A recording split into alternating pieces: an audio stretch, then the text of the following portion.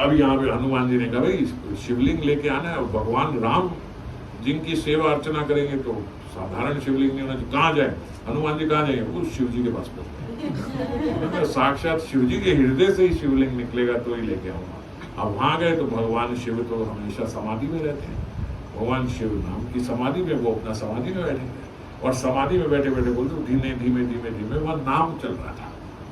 शिव जी नाम ले रहे थे, नाम लेते लेते लेते लेते समाधि में थे। जब नाम हनुमान जी ने सुना, वो हनुमान जी की भी समाधि लग गई वहां पर, नाम से उनकी भी लग जाती थी, वो दोनों समाधि में लग गए।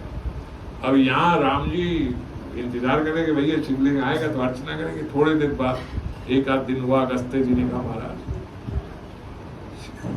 करो पूजा अर्चना, जब चालू करो। उन्होंने कहा किनकी करें, यहाँ तो शिवलिंग भी नहीं है और कराने वाले भी नहीं है। बोले कराने वाले बताओ आपको कौन चाहिए? तो राम जी ने कहा देखो वो तो आप ऋषिवर हो, लेकिन मेरे हृदय में ऐसी एक इच्छा है कि जो सबसे बड़ा शैव्य हो। शैव्य मतलब जो शिव जी के भक्त है, जैसे हमें बोले जाते हैं वैष्णव, भगवान के भक्तों को वैष्णव, तो ऐसे शिव जी के जो भक्त हैं वो शैव्य, और माता रानी के जो भक्त हैं उनको शाक्त। ये तीन प्रकार के शाक्त, शक्ति के भक्त है ना, वो शाक्त होते हैं, शैव्य होते हैं, और ये वैष्णव। हाँ, शाक्त से मिले जो काली माता के। तो राम जी ने कहा भाई जो सबसे नंबर 1 मतलब सबसे उच्च शैव जो हो, हम मेरी इच्छा है कि वो हमारी यहाँ पे अर्चना करें हमारी तरफ से। पुरोहित कौन होते हैं? जो करते हैं। और जजमान कौन होते हैं? जो कराते हैं। तो राम जी जजमान और पुरोहित ढूंढ रहे हैं वो कि जो करे, अर्चना करे। तो राम जी ने कहा भाई सबसे ऊंचा कौन से है? अगस्त्य जी आप बताओ। अगस्त्य जी ने कहा भाई बोलूं? बोले आप बुला नहीं पाओगे, आप बोलो जो सबसे बड़े होंगे, प्रयास करेंगे। बोले सबसे बड़े शैव है तो फिर रावण है। रावण से बड़ा कोई शिव जी का भक्त नहीं है। अगर अर्चना होगी तो फिर तो देखो फिर रावण को बोला पड़ेगा। भगवान ने कहा कोई बात नहीं, रावण से पूछ लेते हैं भाई तो आके करेगा क्या? सुग्रीव जी ने कहा क्या बात कर रहे हो, रावण थोड़ी करेगा, आप ये शिव जी की स्थापना क्यों कर रहे हो? रावण को हराने के लिए, और कराओगे किससे? रावण से। आ रहे हो यहाँ पे रावण, कोई बात नहीं, पूछ ही तो रहे हैं, मना कर दिया ज्यादा से ज्यादा क्या हो गया भाई, फिर दूसरे नंबर का ढूंढेंगे कौन? अभी जब पता लग गया कि ये पहले नंबर के शिव भक्त हैं तो फिर दूसरी के पास चलेंगे, कौन जाएगा? तो जामवंत जी ने कहा आप मेरे को आज्ञा दो, मैं जाता हूँ। तो सबसे वृद्ध और समझदार तो जामवंत जी। तो भगवान ने कहा ठीक है भाई, हनुमान जी तो गए हुए शिवलिंग लेने, हनुमान जी जाते, हनुमान जी शिवलिंग लेने, आप लेके आओ, जब तक आप आओगे कुछ करोगे हो सकता तब तक हनुमान जी भी आ जाए।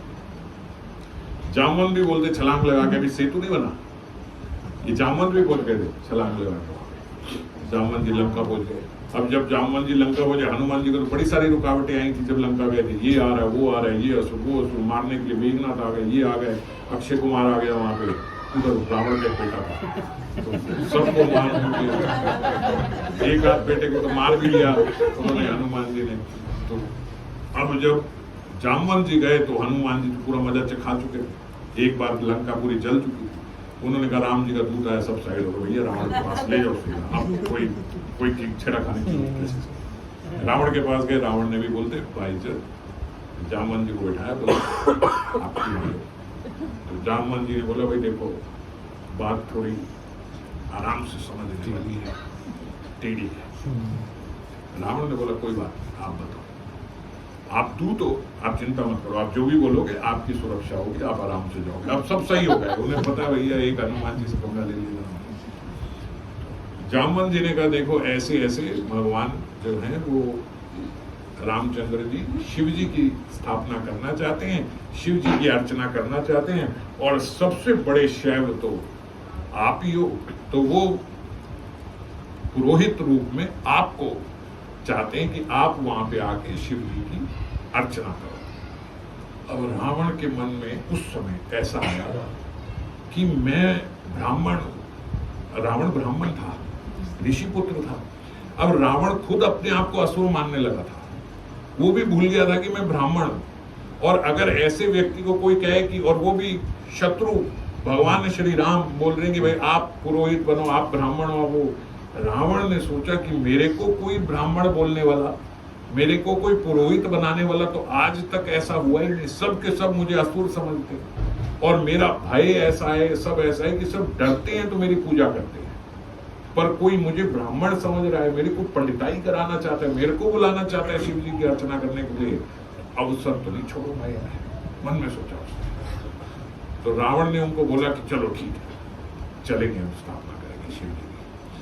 अब जब रावण ने बोला तो उन्होंने बोला भाई देखो जामवंत जी ने, किसी अंधकार में मत रहना, तुम्हें पहले बता देता हूँ, प्रयोजन ये है, अब जो पुरोहित बनेंगे तो प्रयोजन का पता लगा, प्रयोजन ये है कि जिस कार्य के लिए वो निकले उसकी सिद्धि हो जाए, और कार्य तुम जानते हो क्या है, तो ये प्रयोजन। अब आप बोलो चलना है तो ठीक, नहीं तो बोलो बताओ। रावण ने कहा कोई बात नहीं, अगर आपने मेरे को पुरोहित रूप में अगर माना, देखो भाई इतनी बड़ी आपने मेरे को, चलो चलो। अब चलने लगे रावण, तो रावण ने पूछा सुनो बात सुनो जामवंत, ये यजमान कौन होगा भाई, ये ब्रह्मचारी है कि गृहस्थ है, कौन है?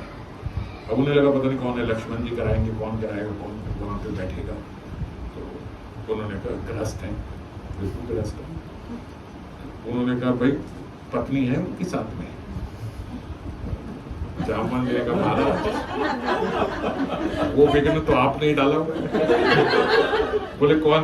बोले राम जी की यजमान है, वही कराएंगे, आपसे कराएंगे। बोले देखो फिर तो हो नहीं सकता, क्योंकि जब कोई ऐसा कार्य होता है तो उसमें या तो ब्रह्मचारी हो तो बैठ सकता है, अगर वो गृहस्थ में है तो उसको अपनी पत्नी के साथ ही बैठना होगा यज्ञ में, बिना पत्नी के नहीं बैठ सकता। अब जब बाद में भी सीता माता चली गई थी और अश्वमेध यज्ञ हुआ था तो स्वर्ण सीता जी बनाई गई थी वहां पे, तो उन्होंने बोला पत्नी तो साथ बैठेगी, और मैं अगर करा रहा हूं तो देखो 1% भी चूक नहीं हो सकती, वेदों में या इसमें या उसमें होगा। अगर आपने रावण को एक जाना है तो फिर विधि से होगा। तो बोले महाराज बताओ फिर विधि क्या है? सीता जी आ गई। तो रावण ने बोला कि देखो अगर आपने मुझे बोला है कराने को तो मैं भी चलूंगा, लेकिन सीता जी को भी लेके आऊंगा साथ में, पर उस समय सीता जी जो है वो आपकी नहीं है, मैं यज्ञ के लिए लेके आऊंगा, सीता जी बैठेंगी और उसके बाद सीता जी वापस मेरे यहाँ पे आ जाएंगी, केवल आपके यज्ञ के लिए सीता जी को लेके आऊंगा। ठीक है, मैं जाके पूछ लेता हूँ, जामवंत जी ने कहा आपका पूछ क्या हो। जामवंत जी वापस गए और वो तो बोले राम जी भैया ये तो अटपटी बात कर रहे हैं, मेरे को समझ नहीं आ रही है, अब उसकी कोई चाल है क्या है? आप बोले मान गया? बोले हाँ मान गया रावण। क्या बोल रहा है? बोले उसने कहा जी कि सीता जी जो है वो मेरी प्रॉपर्टी है, उस समय मैं लेके आऊंगा, आपके समक्ष बैठेंगी, आप सब करोगे और उसके बाद सीता जी वापस आएंगी पुष्पक विमान में यहाँ पे। राम जी ने कहा नथिंग टू लूज, हमें क्या है, लेके आए कोई बात नहीं, अगर ऐसा है तो ऐसे ही सही। रावण के बाद रावण ने कहा ठीक है, माता सीता को रावण पुष्पक विमान में बिठा के लेके आए वहां पे, और राम जी और सीता जी का विधिवत, अब जब राम जी और सीता जी मिले तो पुरोहित है, अब पुरोहित को प्रणाम करना चाहिए, यज्ञ आदि से पहले प्रणाम किया, सब किया, माता सीता ने, राम जी ने सब रावण को प्रणाम किया, रावण ने भी आशीर्वाद दिया। अब रावण ने कहा कि हाँ जी बताओ, तो उन्होंने कहा ऐसे ऐसे हम शिव अर्चना करना चाहते हैं। शिवलिंग का है? हनुमान जी अभी तक नहीं आए। उन्होंने कहा शिवलिंग का है? बोले हनुमान जी गए हुए हैं, वो तो आए नहीं। रावण ने अपना वो खोला तो पर्चा जिसमें सब योग इत्यादि ये सब लिखे होते हैं, कौन सा नक्षत्र किस समय कहाँ पे, वो खोला तो उसने कहा भाई पत्रा जो होता है, उसने पत्रा खोल के बताया कि देखो अभी कुछ क्षण बाद ही एक ऐसा योग है कि उस योग में अगर अर्चना की जाए, यज्ञ किया जाए, तो जो आपकी सिद्धि है वो पूर्ण रूप से होगी ही होगी, ऐसा हो नहीं सकता कि वो सिद्धि आपकी पूरी ना हो, तो अभी करना चाहिए। अब रावण भी पक्का था, देखो अपने उसमें कोई उसने गलत बात नहीं कहा, देख अभी होनी चाहिए।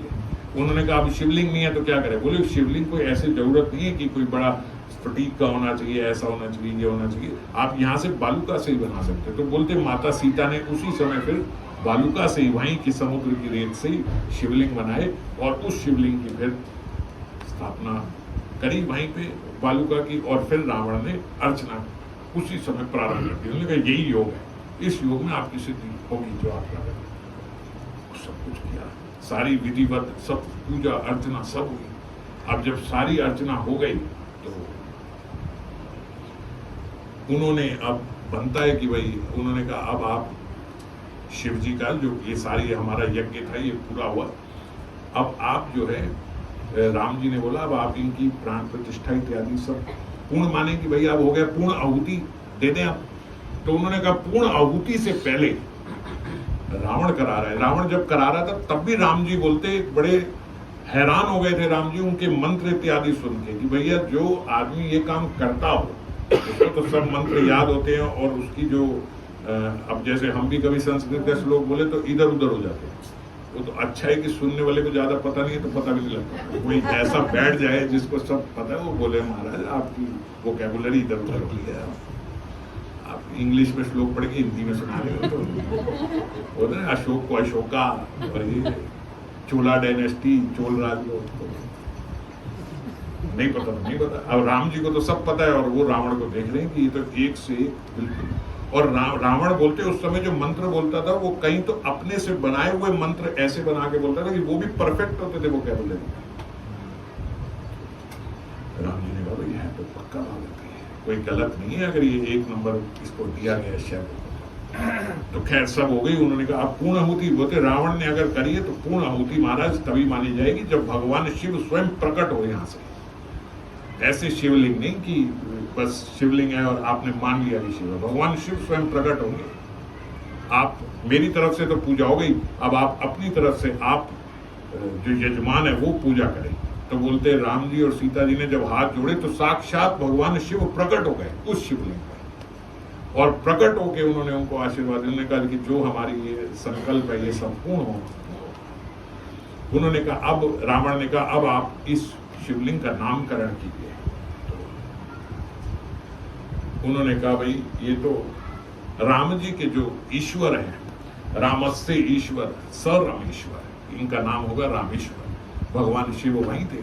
भगवान शिव ने कहा नहीं नहीं नहीं, ये बात नहीं है राम, आप ऐसे नहीं बोलो श्री राम। राम ईश्वर ने अस्य रामेश्वर, राम जिसके ईश्वर है वो रामेश्वर। राम जी ने क्या कहा, राम के जो ईश्वर है वो रामेश्वर है। शिव जी कहते नहीं नहीं, राम जी जिसके ईश्वर है वो रामेश्वर, सो रामेश्वर। ब्रह्मा जी भी वहां पे आए हुए थे, पूजा अर्चना से बोले थे। रावण ने बोली भाई देखो ऐसा ही तुम दोनों का आपस का मामला है, लेकिन मेरे को पूजा कराने के लिए एक बात बताओ कि राम जी के ईश्वर की राम के वो ईश्वर कौन रामेश्वर, अर्थ भी पूरा होना चाहिए भाई जो आपने शिव जी का नाम लगाया। ब्रह्मा जी को सबने बोला ब्रह्मा जी आपने तो सब सृष्टि के आप पिताजी हो, बताओ क्या है।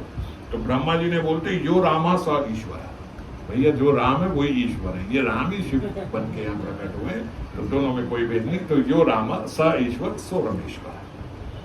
सब सहमति हो गई, भगवान राम भी खुश हुए, शिव जी भी खुश हुए, रावण भी खुश हो गया। अब अर्चना इत्यादि सब पूरी हुई, पूर्ण आहुति हुई। अब भगवान राम ने जामवंत जी को बुलाया और कान में कुछ बोला। जामवंत जी ने कहा भाई देख लो भगवान आप बहुत आगे बढ़ते जा रहे हो, इतना नहीं हो पाएगा। रावण ने सुना, रावण ने कहा अगर कोई संशय हो आप मेरे से बताइए।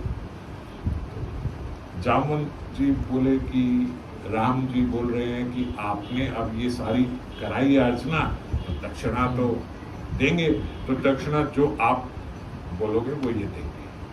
सुग्रीव बीच में आ गया, सुग्रीव ने कहा क्या कर रहे हो, सारा तो आप खेल अभी खत्म कर दोगे, ये किसके लिए कर रहे हो, सब कर रहे हो भैया, सीता जी पे तो वो वैसे मोहित है, वो सीता जी को लेके गया हुआ है, सबको कराओ, आपने कह दिया मांग लो, अब तो लीगल हो गया उसके लिए। राम जी ने कहा नहीं, देखो उन्होंने जब ये कराई है पूजा तो पूरा देख के अपना पत्रा की आपकी स्थिति वो कहीं बेईमानी नहीं करी, पत्रा देख के ईमानदारी से उन्होंने करी है कि इस समय आपकी स्थिति होगी, इसी समय करना चाहिए। वैसे जब रावण ने अपना पुरोहित बना पूरा ठीक से किया है तो हम भी कोई छोटे यजमान नहीं रहेंगे, फिर हम भी जो वो बोलेगा वो देंगे, ठीक है। तो उन्होंने रावण के समझ बोला रावण आप मांगिए, जो आप बोलोगे वो आपको मिलेगा। अब सारी सेना वगैरह जो है सब ऐसे बैठी है कि भैया फाइनल मैच लास्ट बॉल, अब क्या होगा, इधर की उधर क्या होगा। लेकिन रावण जो है, रावण ने ये नहीं माना। रावण ने बोला कि भगवान श्री राम, भगवान ने बोलते थे श्री राम अगर आप कुछ देना चाहते हो तो ये देना कि ये समुद्र पार करने के लिए विजय पाने के लिए आपकी जो योजना थी, आपका जो संकल्प था, वो पूर्ण रूप से मैंने ईमानदारी से सब किया। अब भव सागर पार कराने की जो मेरी योजना है और मेरा संकल्प है, वो पूर्ण रूप से आप पूरा करोगे। उसमें मेरे पुरोहित आप रहोगे और मैं जजमान हूं। आपको करना पड़ेगा, हिसाब बराबर हो जाएगा और पूरे परिवार समेत आपकी पूरी सेना जाएगी और मेरा भी पूरा परिवार जाएगा। कंजूसी ना करना उसमें कि ये नहीं वो नहीं वो नहीं। अब सब लोग बड़े हर्षित हुए के बाद रावण ने बोला, तामस तनु किछु साधन नहीं, प्रीत न पद सरोज मन माई। अरे ये तो तामस शरीर है। हालांकि इस रामायण में विभीषण जी ने बोला था, लेकिन यही उनका भी भावार्थ था जो उन्होंने बोला। ये अध्यात्म रामायण में ये सब दिया गया है। अलग अलग है क्योंकि अलग अलग कल्पों में अलग अलग रामायण होती है। उन्होंने बोला, भाई देखो, मेरे इस शरीर से मैं आपकी प्रेमा भक्ति कर सकूं वो मेरे बस का नहीं है। मैं असुर शरीर, मेरा तामस शरीर में वो कर नहीं पाऊंगा, हो नहीं पाएगा मुझसे। इसीलिए मैंने ये भय भक्ति, ये रिपु भक्ति, ये जो है, ये दुश्मनी जो है, मैंने आपसे मोल ले ली। एक ये भी भक्ति होती है। तो ये भक्ति इसीलिए मैंने पकड़ ली कि ये कर लूंगा मैं दृढ़ता से। और आज उसका फल मिल गया। आप साक्षात आ गए और आप ही मेरा वध करने के लिए अब आओगे। मगर रावण राजा है, विधि से लड़ेगा। सीता जी अभी मेरे साथ जाएंगी, आप इनको लेने के लिए आओ। आपका जो संकल्प है वो पूर्ण होगा। अब क्योंकि पुरोहित है तो वो यजमान है, उन्होंने उनको ये दक्षिणा भी दी। पहले ये दक्षिणा दी, ठीक है, पूरे परिवार समेत आपका कल्याण होगा। उसके बाद माता सीता और राम जी ने प्रणाम किया रावण को, और रावण ने आशीर्वाद दिया कि जो आपका संकल्प है वो पूर्ण होगा। ये पुरोहित, उन्होंने भी पुरोहित रूप से आशीर्वाद दिया। उन्होंने भी, यजमान ने जब उन्होंने उनसे वो मांगा था, उनको वो दक्षिणा रूप में मुक्ति और कल्याण मिलेगा। ये करके राम जी बोलते, रावण बोलते, ऐसा नहीं है, मैं आपको जानता नहीं हूं, मैं बहुत पहले समझ गया था कि आप साक्षात भगवान। जब आपने खर दूषण को मारा था मैं तभी समझ गया था। अब खर दूषण यहाँ तो टीवी सीरियल में दिखाया जाता है, सबसे पहले ऐसे सस्ते में मार दिए खर दूषण को, मगर खर दूषण बिल्कुल रावण जितनी पावरफुल है। इसीलिए आता है खर दूषण मौसम बलवंता। रावण ने कहा, तिन्हीं को मारे बिनु भगवंता। भगवान के बिना उन्हें कोई मार नहीं सकता। भगवान के बिना खर दूषण को कोई मार नहीं सकता था, वो रावण के जितना था। इसीलिए उन्होंने बोला खर दूषण मौसम बलवंता, ये मेरे समान ही है, वो मेरे समान बलवान थे। जब आपने खर दूषण को मारा था मैं तभी समझ गया था कि साक्षात भगवान है, और मैं तभी समझ गया था मेरा कल्याण भी हो जाएगा। इसीलिए मैंने आपसे बैर भक्ति ले ली। उसी समय मैंने पक्का कर लिया, भैया अब इनसे बैर ले लो, ये पक्का का पक्का मारने आएंगे और कल्याण हो जाएगा, और तो कोई मेरे से भजन होगा नहीं। तो जीव गोस्वामी ने भी अपने बताया टीका में कि देखो, जो रावण और कुंभकर्ण है, इनके भीतर जय और विजय भी है, और इन्हीं के भीतर जलंधर और प्रताप भानु जैसे असुर भी है। तो जब भगवान इनका उद्धार करते हैं, जब भगवान इनका वध करते हैं, तो जय और विजय तो निकल के वापस, जय और विजय भी इनके भीतर है, तभी भगवान को वो युद्ध का आनंद दे पाते हैं। वो बोलते हैं भगवान के युद्ध करने का मन हुआ तो ये लीला हो गई।